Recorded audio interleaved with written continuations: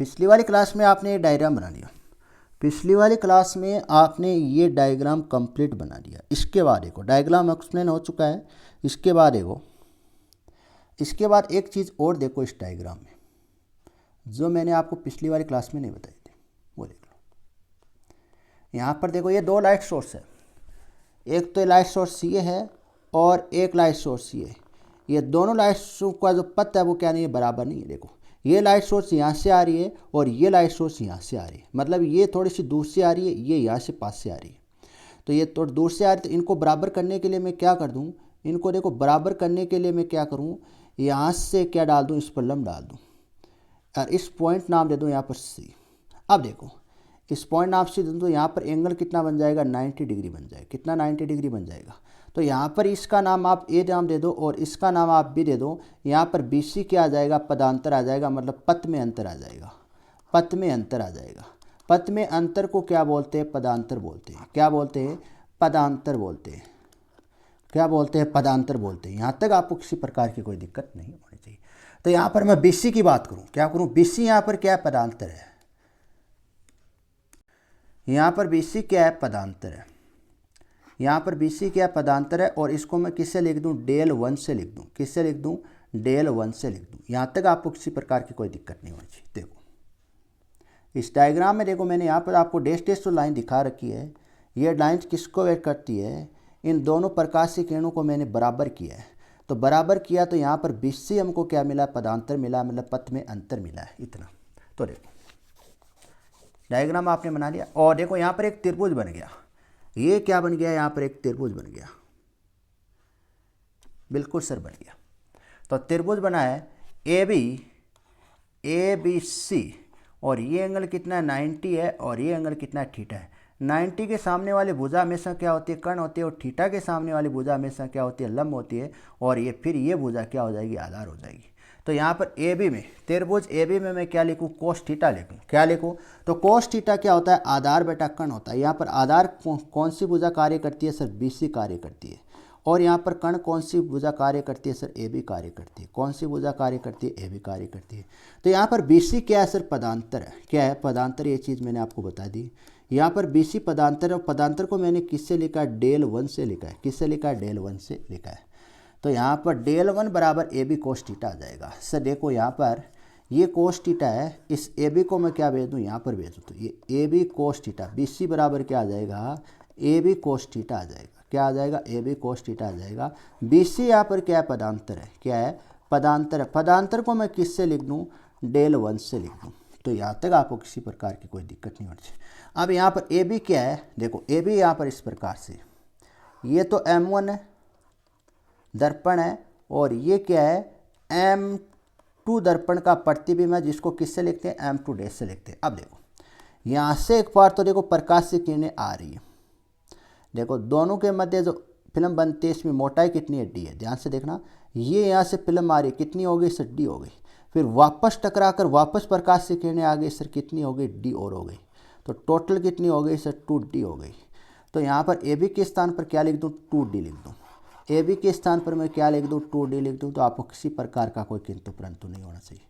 किसी प्रकार का आपको क्या नहीं होना चाहिए, किंतु परंतु नहीं होना चाहिए। अगर मैं क्या लिख दूँ, ए बी के स्थान पर 2D लिख दूँ तो आपको किसी प्रकार का कोई किंतु परंतु नहीं होना चाहिए। अब देखो वही कहानी लिख रहे हैं जो आप लगातार पढ़ के आ रहे हो।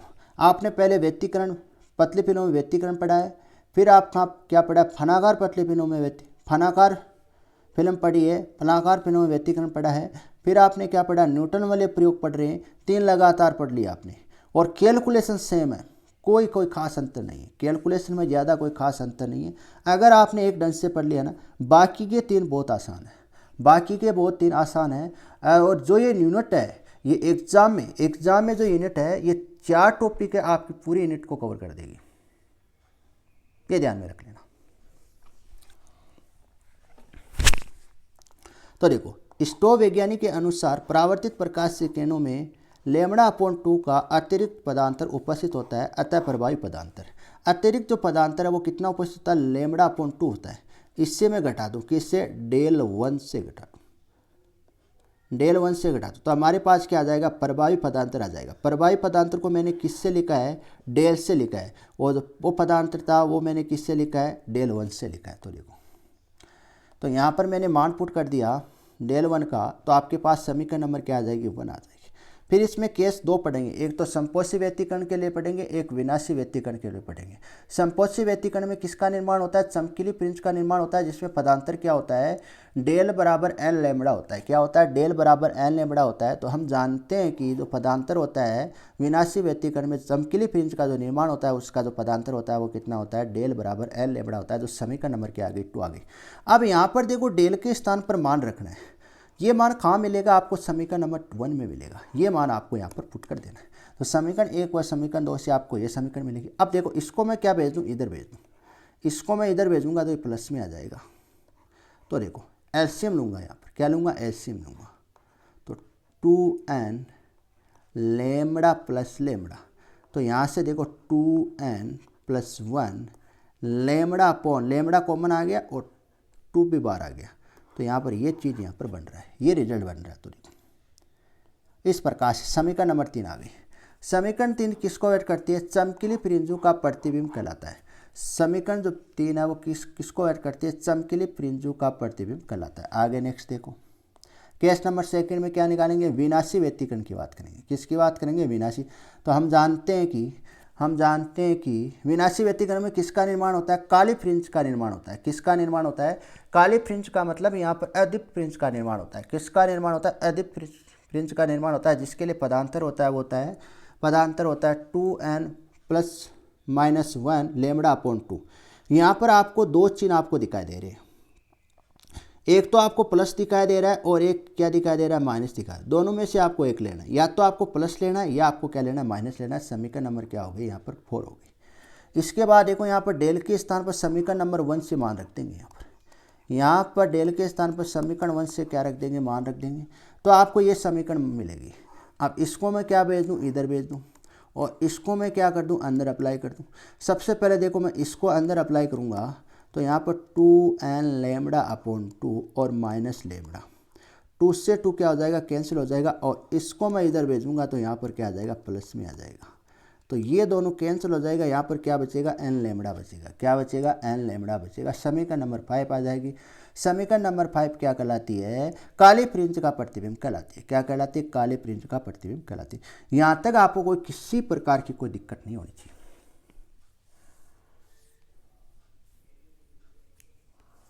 अब देखो, माइकलसन प्रिज्म की त्रिज्या निकालते हैं। क्या निकालते हैं, त्रिज्या निकालते हैं। तो देखो, माइकलसन प्रिज्म की त्रिज्या ज्ञात करने के लिए हम व्यतिकरण प्रारूप की कल्पना करते हैं। ये व्यतिकरण प्रारूप की क्या करते हैं, कल्पना करते हैं, व्यतिकरण कल्पना करते हैं। माना कि व्यतिकरण प्रारूप से दूरदर्शी की दूरी कितनी है, d है। कितनी है, d है। दूरदर्शी की जो दूरी है वो कितनी है, d है। तथा nवीं माइकलसन फ्रिंज की त्रिज्या कितनी है, rn। कितनी है, r। यहाँ पर d क्या है, यहाँ पर वास्तव में जो d है वो इस प्रकार से क्या बनती है, काली फ्रिंज। देखो, इस प्रकार से बनती है। इस प्रकार से जो फ्रिंजें बनती है वो वलय के रूप में बनती है, मतलब रिंग के रूप में बनती है। इस प्रकार से, इस प्रकार से बनती है। अब देखो, मान लेते हैं ये रिंग मान लेता हूँ, इसकी हमें क्या निकालूँ, त्रिज्या निकालूँ। इसकी त्रिज्या निकालूँ, और ये कौन सी है, ये है। इसकी जो त्रिज्या मान लेते हैं rn मान लेते हैं। ये कौन सी फ्रिंज है, ये nवीं फ्रिंज है। ये जो फ्रिंज है वो कौन सी है, nवीं फ्रिंज है। और यहाँ से इसको देखा जा रहा है, यहाँ से ध्यान से देखना, यहाँ से इसको देखा जा रहा है। इस प्रकार से यहाँ से इसको दूरदर्शी से देखा जा रहा है। तो दूरदर्शी से देखा जा रहा है, तो इस पॉइंट ए से इसका एंगल कितना बन रहा है, इस पॉइंट ए से इसका एंगल कितना बन रहा है, θn बन रहा है। क्या बन रहा है, θn बन रहा है। तो इस बिंदु का मैंने क्या नाम दे दिया, बी नाम दे दिया, और इस बिंदु का नाम मैंने क्या नाम दे दिया, ए नाम दे दिया। और ये ओ बिंदु, और ये डिग्री कितना बन रहा है, 90 बन रहा है। ये θn बन रहा है, और ये जो दूरी है वो कितनी है, dn है। ये आप सभी जानते हो। तो ये क्या है, दूरदर्शी है। इसमें से देखने पर तो यहाँ की इसके साथ जो एंगल बन रहा है यहाँ पर वो कितना बनता है, θn बनता है। इसमें आपको किसी प्रकार की कोई दिक्कत। अब यहाँ पर एक त्रिभुज बन रहा है, इस त्रिभुज को मैं क्या लेके आ जाऊँ, बाहर लेके आ जाऊँ। लो भाई, त्रिभुज को मैं इस प्रकार से बाहर ले गया। थीटा के सामने वाली भुजा लंब होती है, कण के सामने वाली भुजा हमेशा क्या होती है, सॉरी, थीटा के सामने वाली भुजा लंब होती है और 90 डिग्री के सामने वाली भुजा हमेशा कण होती है। ये क्या हो जाएगी, आधार हो जाएगी। तो यहाँ से मैं क्या निकालूँ, टेन थीटा निकालूँ। टेन थीटा एन क्या होगा, लंब बटा आधार होगा। लंब कौन सी भुजा है यहाँ पर, ए ओ है। कौन सी भुजा है, ए ओ है। और आधार कौन सी भुजा है यहाँ पर, ओ बी है या बी ओ है। देखो ये दोनों चीज़ मैंने लिख दी। ए ओ ए कितना है यहाँ पर, ओ ए कितना है, इसकी त्रिज्या ये एनवी है, एनवी प्रिंज है। कौन सी प्रिंज है, एनवी प्रिंज है। इसकी त्रिज्या कितनी मानी थी, आर एन मानी थी। कितनी मानी थी, आर एन मानी थी। और यहाँ पर ओ डी ये क्या है, दूरी है। ये क्या दूरी है जो कितनी मानी है हमने, कैपिटल डी मानी है। कितनी मानी है, कैपिटल डी मानी है। तो ये देखो यहाँ पर लिखी हुई ये चीज़ है। तो माना कि व्यतिकरण परारूप से दूरदर्शी की दूरी, जो व्यतिकरण की जो प्रिंजें बन रही है और उनकी दूरदर्शी जो देख रहे हैं उनकी जो दूरी है वो कितनी है, कैपिटल डी है, मतलब बड़ा डॉन है। अब देखो आर एन मैं यहाँ से निकालूँ तो ये डी कहाँ चला जाएगा, यहाँ पर चला जाएगा, तो आपके पास ही आ जाएगा। अब देखो इस टेन थीटा को मैं क्या लिख सकता हूँ, टेन थीटा एन को मैं लिख सकता हूँ under root sec square minus में लिख सकता हूँ, सेक स्क्वायर माइनस में लिख सकता हूँ। तो लिख दो यहाँ पर। और इस सेक स्क्वायर को मैं क्या लिख सकता हूँ, सेक स्क्वायर थीटा को मैं क्या लिख सकता हूँ, सेक स्क्वायर थीटा एन को मैं क्या लिख सकता हूँ, 1 upon cos square theta n लिख सकता हूँ। कोई दिक्कत नहीं सर, बिल्कुल लिख सकते हो। अब ये टेन थीटा एन के स्थान पर ये आप मान पुट कर दो, ये मान पुट कर दो आप यहाँ पर, तो आपके पास ये रिजल्ट आ जाएगा।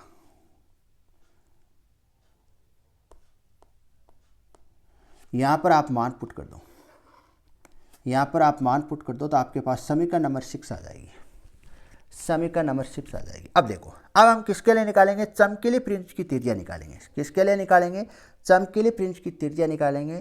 तो चमकीली फ्रिंज की त्रिज्या निकालेंगे तो समीकरण आई थी आपको, देखो यहाँ पर समपोषी व्यतिकरण में, ये रहा समीकरण नंबर 3 आई थी। यहाँ से आप क्या निकालो, कोस थीटा निकालो। यहाँ पर एनवी फ्रिंज की बात हो रही है, एनवी फ्रिंज की बात हो रही है तो यहाँ पर क्या लग जाएगा, एन लग जाएगा। थीटा के नीचे क्या लग जाएगा, एन लग जाएगा। ध्यान से देखना, चमकीली फ्रिंज की आप त्रिज्या निकाल रहे हो तो कोस थीटा के स्थान पर आप मान पुट कर दो यहाँ पर। तो कोस थीटा यहाँ पर, थीटा यहाँ पर एन पुट कर दो। एनवी फ्रिंज की बात हो रही है, अगर n+1 की फ्रिंज की बात हो रही है तो थीटा के नीचे क्या लिख दो, n+1 लिख दो, और इसमें कोई चेंज नहीं करना है। तो यहाँ से मैं क्या निकालूँ, कोस थीटा निकालूँ, मतलब कोस थीटा एन क्यों लिखा है, क्योंकि एनवी फ्रिंज की बात है 2n+1 और 4 लेमड़ा यहाँ पर डी आ जाएगा, ये चीज़ आ जाएगी यहाँ से।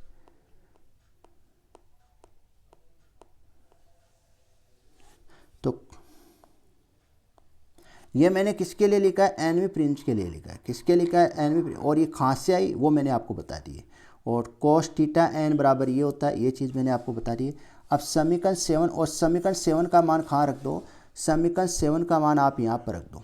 तो यहाँ पर आप मान रखो, ये आपने मान रख दिया, और मान रख के इसका स्क्वायर खोल दो, स्क्वायर कर दो। स्क्वायर करने के बाद आपके पास समीकरण क्या आ जाएगी, 8 आ जाएगी। ये काली फ्रिंज के लिए क्या है, त्रिज्या है, सॉरी चमकीली फ्रिंज के लिए क्या आ गई थी, समीकरण जो 8 है, समीकरण 8 किसको बताती है, चमकीली फ्रिंज की त्रिज्या को बताती है। अब काली फ्रिंज की त्रिज्या देखते हैं। तो काली फ्रिंज के लिए ये आता है, ये सूत्र हमने निकाला था। तो यहाँ पर कोस थीटा, थीटा के नीचे एनवी फ्रिंज की बात हो रही है तो थीटा के स्थान के नीचे क्या लिख देंगे, एन लिख देंगे। तो यहाँ पर कोस थीटा आप निकालो तो यहाँ पर क्या आ जाएगा, 2d आ जाएगा। और समीकरण नंबर 9 का मान कहाँ रख दो, समीकरण नंबर 6 में रख दो। तो ये मैंने समीकरण नंबर 6 में रख दिया और इसका स्क्वायर ओपन हो गया, समीकरण नंबर क्या आ गई, 10 आ गई। यहाँ तक आपको कोई किसी प्रकार का कोई दिक्कत नहीं होना चाहिए। त्रिज्या निकाल ली हमने, त्रिज्या निकाली, चमकीली फ्रिंज की निकाली और काली फ्रिंज की निकाली। व्यास आप निकाल सकते हो, कोई दिक्कत ही नहीं है। अब इसमें अनुप्रयोग लगाओ, माइकलसन व्यतिकरण मापी प्रयोग के अनुप्रयोग। इसमें एक अनुप्रयोग है जो वेरी वेरी इंपॉर्टेंट है, कई बार एग्जाम में आया हुआ है, कई बार एग्जाम में आया। जो अनुप्रयोग है वो क्या है, माइकलसन व्यतिकरण मापी प्रयोग के द्वारा एक वर्णीय प्रकाश स्रोत की तरंगदैर्ध्य लैम्ब्डा की गणना करो। इसमें क्वेश्चन इस टाइप से आएगा, माइकलसन व्यतिकरण मापी प्रयोग के द्वारा एक वर्णीय प्रकाश स्रोत की तरंगदैर्ध्य की गणना करो। ये क्या हेडिंग है, क्या है, हेडिंग है, हेडिंग। हेडिंग लगाओ इसको, ये हेडिंग है, ध्यान में रखना। ये अनुप्रयोग है, अनुप्रयोग में फर्स्ट ये हेडिंग है। इस प्रकार से क्वेश्चन आता है, माइकलसन व्यतिकरण मापी प्रयोग के द्वारा एक वर्णीय प्रकाश स्रोत की तरंग दैर्ध्य की क्या करो, गणना करो। तो इसमें वही चीज लिखी हुई है जो हमने माइकलसन में पढ़ा है, इसमें नई चीज नहीं है, नई चीज कुछ भी ऐड नहीं करनी है, केवल जो आपको पिछली वाली क्लास ढंग से देखनी है, पिछली वाली क्लास आप ढंग से देख लेते हो तो माइकलसन प्रयोग में आपको कहीं दिक्कत नहीं है। देखो, माइकलसन व्यतिकरण मापी प्रयोग के द्वारा अर्धरजित प्लेट, अर्धरजित प्लेट का मतलब है हमारे पास एक कांच की प्लेट है और उस कांच की प्लेट पर क्या कर देते हैं, आधी पर सिल्वर की पॉलिश कर देते हैं, तो उस प्लेट को क्या बोलते हैं, अर्धरजित प्लेट पी बोलते हैं।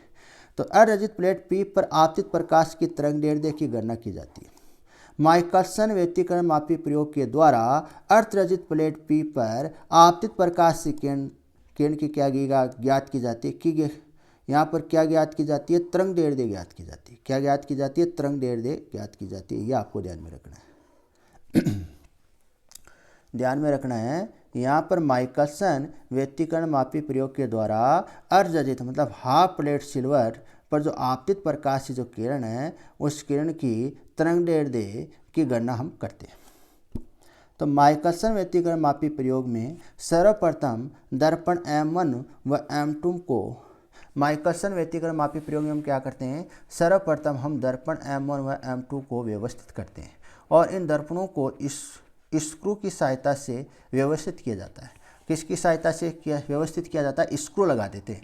मतलब M2 दर्पण को तो हम क्या कर देते हैं, परमानेंट स्थिर कर देते हैं और इन पर स्क्रू लगा के स्थिर कर देते हैं और M1 दर्पण को आगे पीछे हम आगे पीछे करने की व्यवस्था करते हैं, मतलब इसको आगे पीछे हिलाया जा सकता है और इन दर्पणों को स्क्रू की सहायता से व्यवस्थित किया जाता है और अर्धरजित प्लेट के बिंदु O से दर्पण M1 व M2 की दूरी बराबर करते हैं।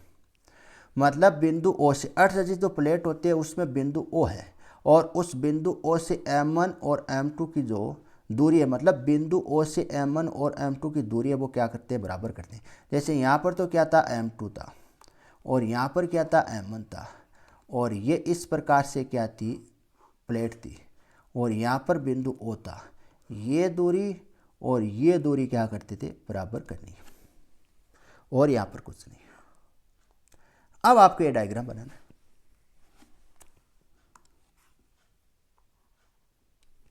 ये डायग्राम आपको बनाना है जो आपने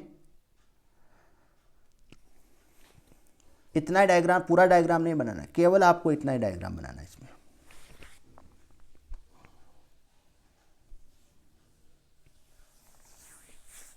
इसमें समझाने की आपको जरूरत नहीं। यहां पर M2 है,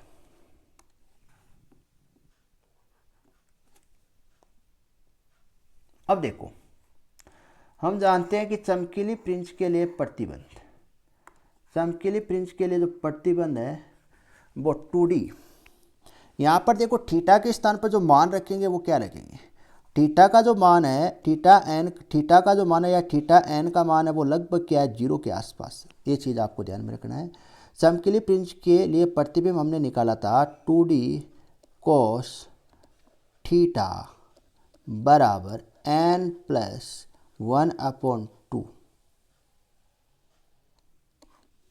इसको इस प्रकार से लिखा था, ध्यान से देखना, इसको इस 2n/1 λ/2 इस प्रकार से थी और बराबर में क्या था, 2D cos थीटा था, इस प्रकार से था। यहाँ पर थीटा के स्थान पर इसका मान क्या होता है, बहुत ही अल्प होता है, तो 0 ले लेता हूँ। cos 0 का मान कितना होता है, 1 होता है।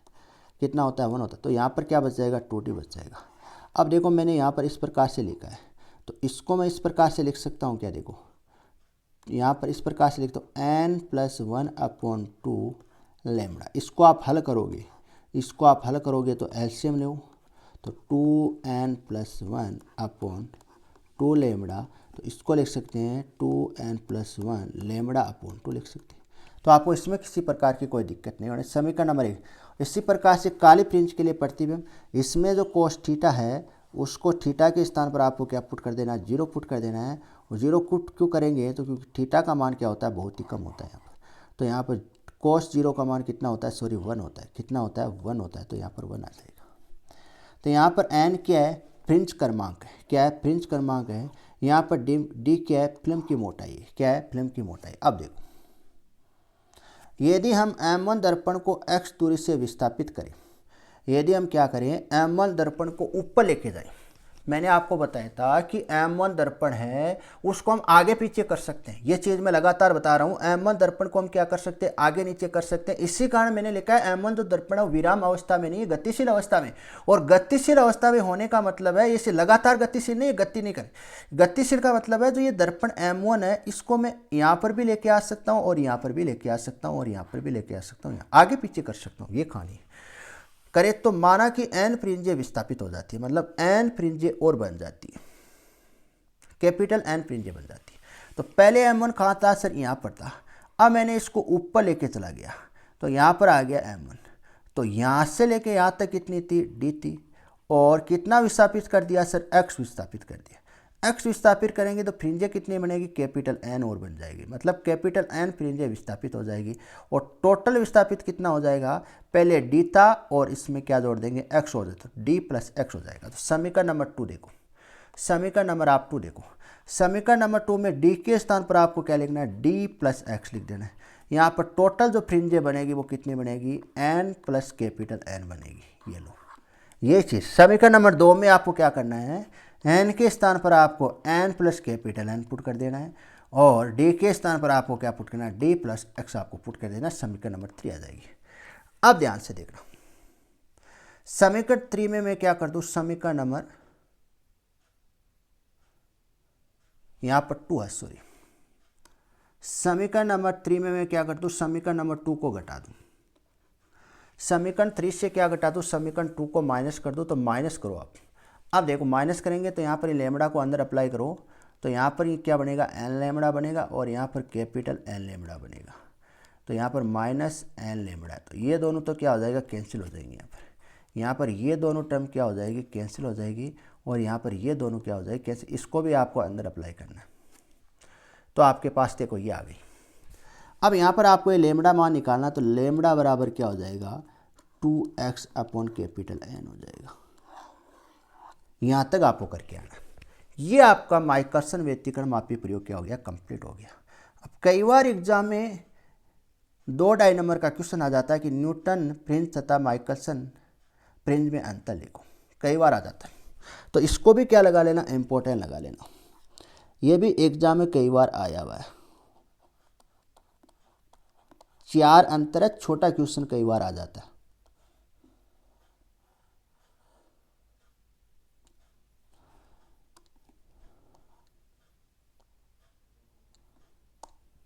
तो देखो, एक तरफ लिख लो न्यूटन फ्रिंज, एक तरफ लिखो माइकलसन फ्रिंज। देखो, न्यूटन फ्रिंज वायु की पतली फिल्म फनाकार फिल्म के कारण प्राप्त होती है।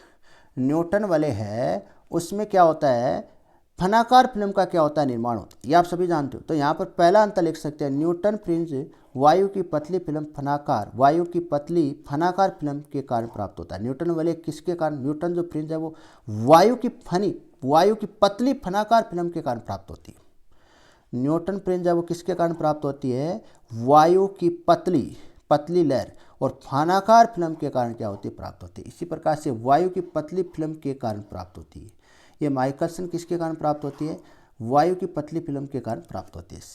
नेक्स्ट आप एक लिख सकते हो, ये आप पढ़ चुके हो, न्यूटन वाले प्रयोग से हम लिख सकते हो और माइकलसन प्रयोग में अंतर आप लिख सकते हो। तो समान मोटाई की फ्रिंजें होती है इसमें, और इसमें समान आपतन कोण वाली फ्रिंजें होती है। क्या होती है? समान आपतन कोण वाली फ्रिंजें होती हैं। फानाकार फ्रिंज भी कहते हैं इन्हें। क्या कहते हैं? फानाकार फ्रिंज कहते हैं इन्हें। हेडिजन फ्रिंज कहते हैं। क्या कहते हैं? यहाँ पर समान नहीं है, असमान है। समान मोटाई, असमान मोटाई फ्रिंजें होती है।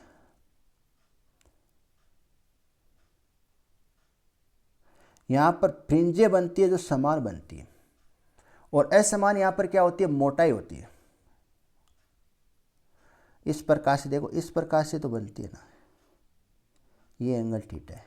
इसकी जो मोटाई होती है वो असमान होती है। लेकिन जो फ्रिंजें बनती है इसमें, फ्रिंजे का मतलब इस प्रकार से ये काली बन गई, फिर ये चमकीली बन गई, ये काली बन गई, ये चमकीली बन गई। इन फ्रिंजों की जो मोटाई है वो क्या होती है? समान होती है। और इसमें समान आपतन कोण वाली क्या बनती है? फ्रिंजें बनती है। समान आपतन कोण। फानाकार फ्रिंज कहते हैं इसे, न्यूटन वलय को क्या कहते हैं, फानाकार फ्रिंज भी कहते हैं न्यूटन वलय को, और इसे हैरिजन फ्रिंज भी कहते हैं। इसको माइकलसन को क्या कहते हैं, हैरिजन फ्रिंज कहते हैं। और इन्हें देखने के लिए सूक्ष्मदर्शी का उपयोग करते हैं। किसका उपयोग करते हैं, सूक्ष्मदर्शी का उपयोग करते हैं। इन्हें देखने के लिए दूरदर्शी का उपयोग करते हैं। ये आपको 4 अंतर आपको लिखे हैं, बहुत छोटे छोटे अंतर है। मैंने जो सबसे छोटे अंतर है वो यहाँ पर लिखे हैं, और आप लिख सकते हो, और आप इससे भी 5 या 6 या 7 भी लिख सकते हो, जो आपकी मर्जी है। पहले आपको क्या करना पड़ेगा, न्यूटन वलय को अच्छे से तैयार करना पड़ेगा, फिर आपको माइकलसन को अच्छे से क्या करना पड़ेगा, तैयार करना, फिर आप लिख सकते हो, और भी लिख सकते हो। तो ये चैप्टर क्या हो गया, आपका कंप्लीट हो गया है।